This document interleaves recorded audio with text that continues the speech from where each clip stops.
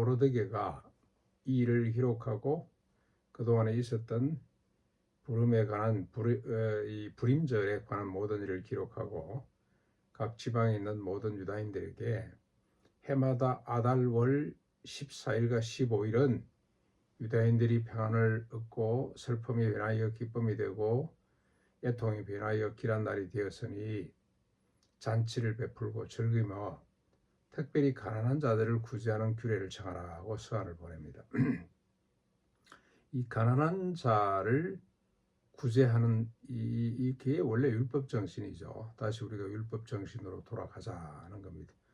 이 좋은 날 우리가 이런 경험을 했으니 우리가 우리의 대적으로 말미암아 죽임을 당했으면 어떻게 되겠냐. 하나님 말씀이 뭔가 뭐 의미가 있겠냐. 이제 우리가 다시 기쁨을 얻고 평화를 얻었으니 하나님 말씀으로 돌아가자. 근데 말씀으로 돌아가는데 기뻐하고 감사하는 것 정도가 아니고 우리들 가운데 동족들 가운데 가난한 자들을 책임지는, 그러니까 모든 우리 민족이 하나님의 언약 받은 민족, 세상을 복되게 할 민족으로 우리가 서로 다시 한번 더 하나님을 확인하고 서로 돌아보자. 그렇게 이 규례의 의미를, 이 절기의 의미를 정하게 되었습니다.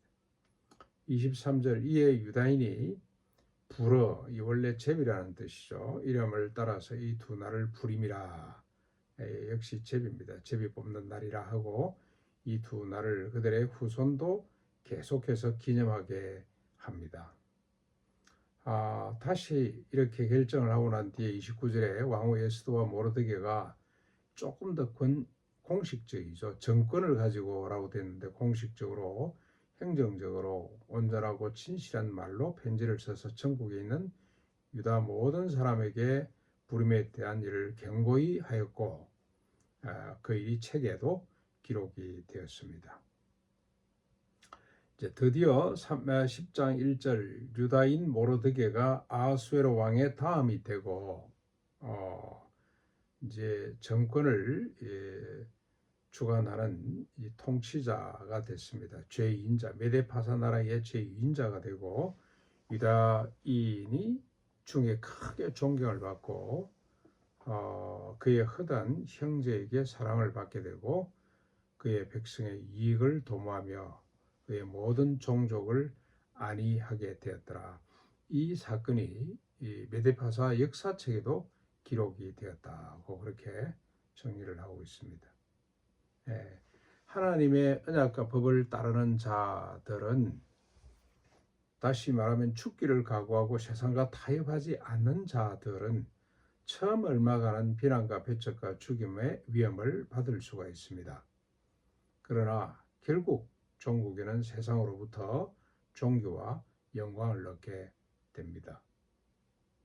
근데 처음에 비난을 받고 죽음의 위협을 받지 않으면 그들의 존재를 아무도 알지 못하죠. 오히려 이게 수순이다, 이게 과정이라는 생각이 듭니다.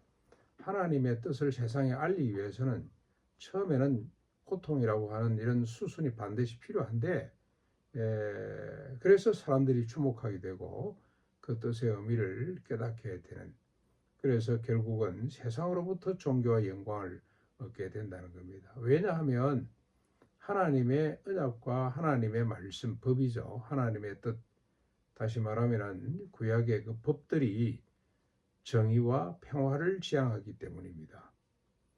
진리고 생명이기 때문에 이 법대로 살려고 하면 처음 얽매가는 세상이 거부를 합니다만은 결국 이 법들로 인해서 세상이 복을 받게 된다는 겁니다. 그러니 하나님의 뜻을 가진 자의 위상이나 그의 역할이 얼마나 중요한지를 우리가 깨닫게 됩니다. 그들이 그 법을 무시하면 그만큼 어두운 세상이 되고, 그들이 그 법대로 살려고 힘쓰면, 노력하면 처음 얽매가는 힘들겠지만 결국 세상을 밝히게 되는 거죠.